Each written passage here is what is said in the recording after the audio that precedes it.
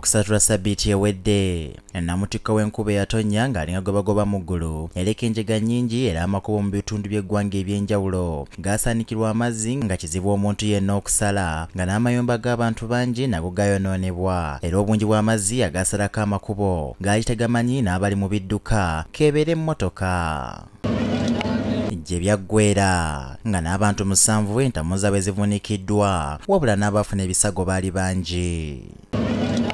Emikutu eminyumiza wala gyajjula obutambi obwoleka ebyaliwo era akatambi kano ke kamu ku obwo obwewuunyisa abangi nga kalabikiramu abavubuka babiri ng'omu ye Galabuzi Peter eyali atubidde mu mazzi kyokka nga n'abandi badde bamuyamba balabika nga abali mu ntiisa. Oluvannyuma omuvubuka omulala alabikira mu katambi ke kamu ng'ayingira amazzi okutaasa obulamu. Olwaleero tunoonyeza bano ababiri okutegeera emboozi yaabwe. Manya gange nze Galabuzi Peter kanika ekibuye nga nazuuka olunaku olwokusatu ngende nkole ntuuka ku galaji mukama wange nankubira essimu. Kunkubira essimu nanywa kacaayi awo ne mmaliriza ne nsimbula nankubira essimu ne mbaka kapikipiki ne tukatuulako ne munnange tukole. Galabuzi Peter ngono yawona okutwalibwa amazzi agamba yali ne munne nga bava okukola mu bitundu by'ezzana we basangira enjega eno. Dimu mba nfulumaawo omubiti nzikwe ku batabata nga piki edduka sipiidi nenjiri nekanga amazzi agaawo agasala mu luguudo olwawo ku batabata ngendo gale olinnyamu ku piki negaana okusiba. Bwe yagaana okusiba ekyaddira yansuula mu mwala gwawo ogwawe namashuba okubatabata. Ono atubuulidde akatubagiro ke yalimu wakati ng'ali mu mwala kyokka nga bwe yerwanako okutaasa obulamu. Ndi mu mazzi kwa nasooka ne ndaba ng'obulamu bwo buleka bugenze. Mu bulamu okgenda awo naye nga nali mpuzeeko obuntuntu obutonotono ne nsiba ennyindo ne ngikwata n'omukono ogumu ne nsigala nga mpanisizza omukono gumu mu bbanga ekiraga nti nnemereddwa. Era nawanika omukono mu bbanga awo busimanyi yajjira nanyamba ngenda okulaba nga nkutte.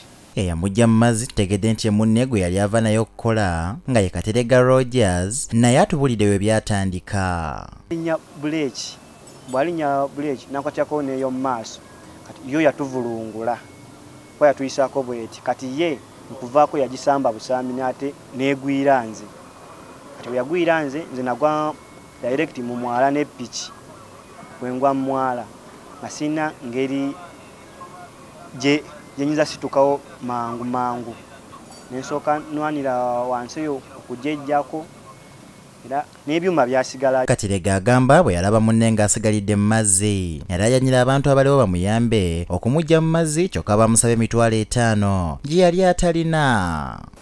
Naniraliikiza n'enkuba enduulu konze bannaye mutuyambe kati koomu nze okugga nkumanyi naye mulinamu $5,000 mujjeyo.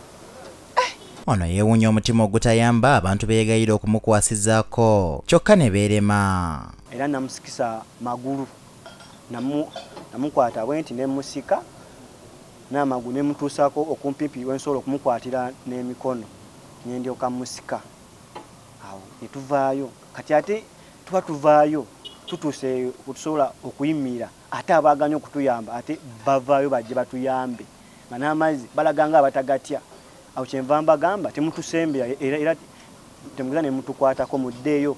Olw'ekikola eky'obuzira Katerega kye yakola Ssenkulu wa Choma Company emanyiddwa okukola ebyokulya Wagaba Osman avuddeyo n'amusiima era aweereddwa ejjinja ery'omuwendo n'ensimbi $5,000. Kyengendo basiima nakyo okusookera ddala okusinziira ku mbeera eriwo n'essanyu lyennyina okubanga omuvubuka gwe nali nnoonya ku social media wonna namufunye ngenda musiimayo ne ssente $5,000 naye omuvubuka oyo era yennyini y'omu tugenda muwa award y'okukola ekyo ekikolwa eky'obuzira kye yakola. Wano Wagaba waasinzidde n'atubulira ensonga lwaki kampuni gy'akulembera evuddeyo okusiima omuntu ono. Omuntu yenna anaakola ekintu ekyefaananyiriza ajja kufuna ekintu ekifaanana bwe kityo oba n'ekisingako okusinziira ku kikyakoze. Asabye bannayuganda obutalekereranga abantu bafunye buzibu wabula babadduukirirenga.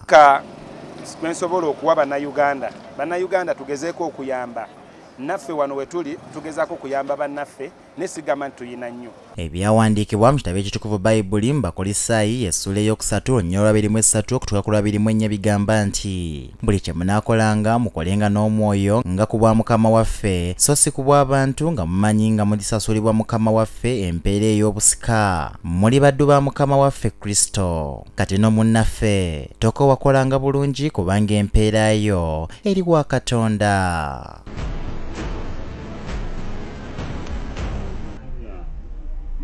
Adolf Semata, Kuragugudde TV.